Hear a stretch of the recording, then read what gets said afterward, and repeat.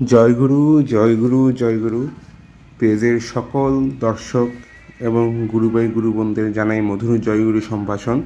আপনাদেরকে আমি পরিক্রমা করাচ্ছি বাংলাদেশের মেহেরপুর জেলার কুতুবপুর গ্রামে অবস্থিত শ্রী শ্রী ঠাকুরের পিতৃভূমি শ্রী শ্রী গুরুধাম।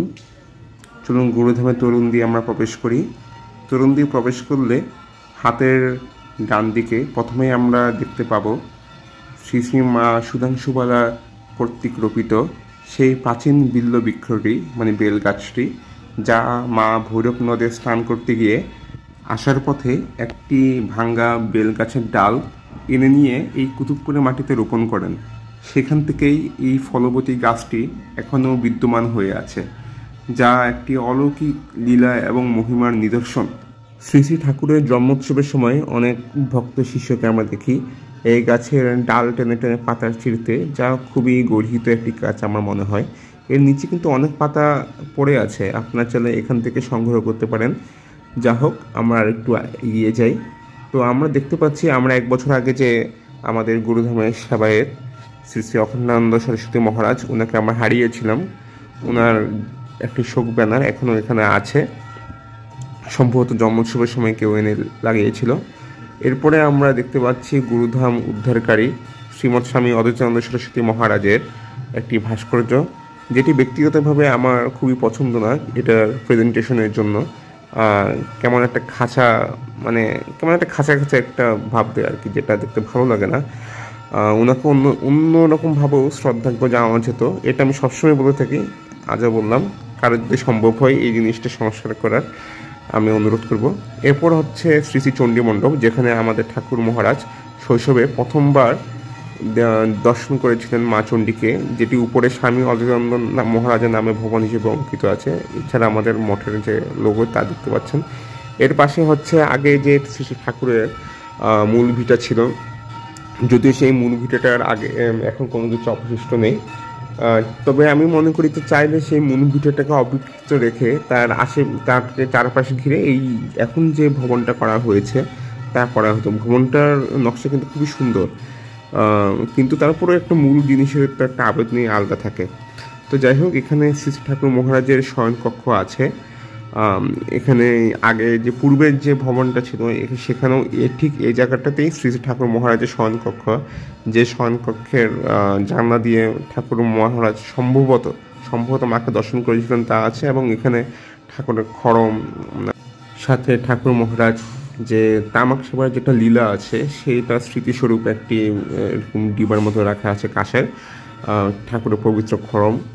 আমি জানি না এটা ঠাকুরের আমলেরই কিনা নাকি পরবর্তীতে সংযোজিত, পরবর্তীতে কখনো জানার সুযোগ হলে জানাবো।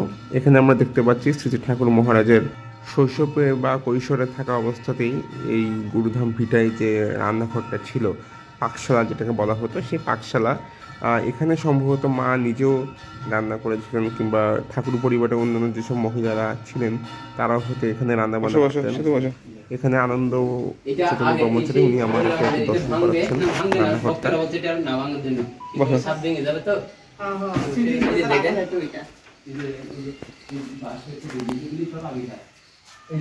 এটাও মায়ের ইয়েতে এটা সব একটু বাঁকা হয়ে গেছে, প্লাস্টার সেট হয়ে ইয়ে করবে। গ্যাসের লাইন আছে না, ও সিলিন্ডার এখানে লাইন আসেনি। লাইন আপনার সিটাগাং বলতে কথা না ঠাকুরের সময়। তো রান্নাঘরের পাশেই আছে পুরাতন প্রসাদ ভবন। এখানে সাধু ব্রহ্মচারীরা এবং সম্মিলনীর সময় কিংবা জন্মোৎসবের সময় ভক্তরাও থাকেন। এটি ঠাকুরের বাবা মায়ের নামে করা হয়েছে, ভুবন মাণিক্য ভবন। এখানে হচ্ছে যখন এই গুরুধামের সঙ্গ হয় তখন গুরু ভাইরা এখানে প্রসাদ পায় আর কি। তো এই আঙ্গিনার এখানে আমরা দেখতে পাচ্ছি আমাদের যে মূল নাট মন্দির, সেটা এই আঙ্গিনার পিছন দিকে আগে ওই জমিটা ছিল না আমাদের, এখন পিছন দিকে স্বামী অখণ্ডানন্দ সরস্বতী মহারাজ ওনার ঐকান্তিক প্রচেষ্টায় এবং সবার সহযোগিতায় একটা জমি কেনা হয়েছে। এবং এখানে 4 তলা নাকি 6 তলা বড় প্রসাদ ভবন করা হবে। কারণ আপনারা যারা জন্মোৎসবে আসছেন সবাই জানেন এই সময় প্রসাদ নিতে খুবই ঝামেলা হয়, আশা করি এটা হবে না। তো এই যে নাটমন্দিরের মধ্যে শ্রী ঠাকুর মহারাজের ভোগারতি চলছে, আপনারা উপভোগ করুন।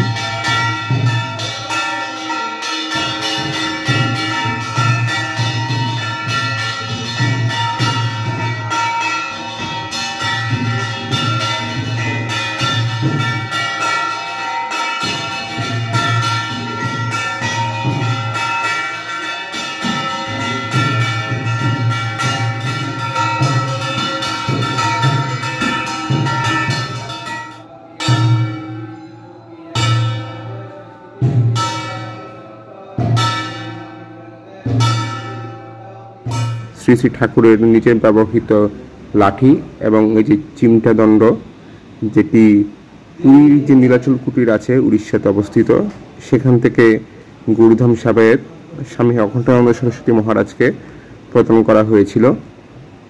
এর পাশেই রয়েছে শ্রী শ্রী ঠাকুর মহারাজের ভোগ মন্দির।